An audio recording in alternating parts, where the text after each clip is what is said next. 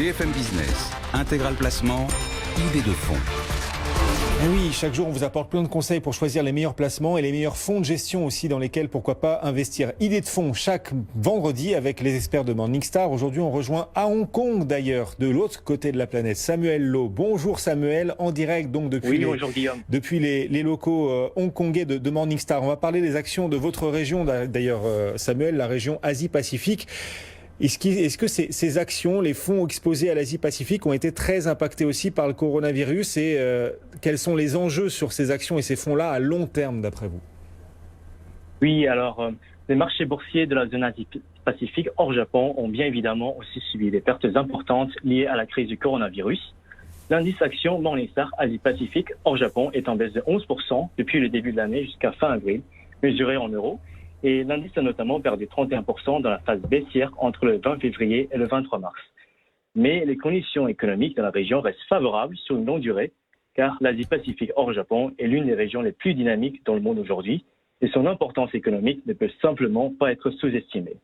La région représente la moitié de la population dans le monde et à peu près 30% du PIB mondial, et avec une croissance économique supérieure par rapport au reste du monde, on peut s'attendre à ce que sa part de l'économie mondiale soit de plus en plus grande à long terme.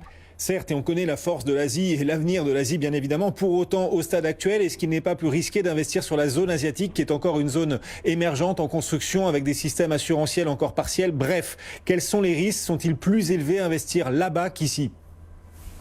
Oui, certes. Donc, par rapport aux marchés plus développés comme l'Europe ou les États-Unis, il y a un risque plus grand quand on investit dans les pays émergents en Asie. Par exemple, on peut citer les risques politiques, les risques de change ou bien encore les risques de liquidité. Et ces risques se manifestent par une volatilité plus élevée de la performance.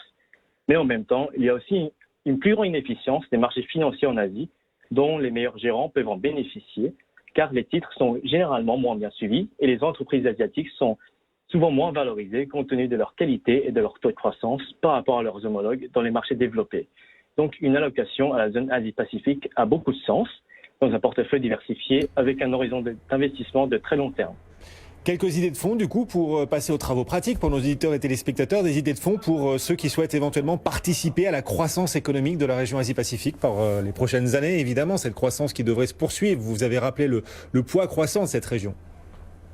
Oui, bien sûr. Alors, parmi les fonds bien notés par notre équipe, on peut citer First State Asia Focus et Stewart Investors Asia Pacific Leaders, tous deux notés Gold. Alors, First State Asia Focus est géré par Martin Lau, l'un des meilleurs gérants en Asie selon nos analystes.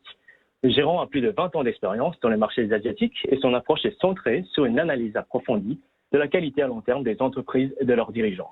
Et ensuite, Stewart Investors Asia Pacific Leaders, qui est géré par David Gates et Sashi Reddy, utilise une méthode d'investissement assez similaire à celle de First State, car les deux faisaient partie d'une même équipe avant d'être scindés en deux entités différentes en 2015. Et enfin, un troisième fonds qui compte aussi parmi nos convictions, le fonds JP Morgan Asia Growth, qui est noté bronze. Le fonds est co-géré par Mark David et Joanna Kwok et ils ont à leur disposition une énorme équipe d'une centaine d'analystes en Asie-Pacifique et aussi dans d'autres pays émergents.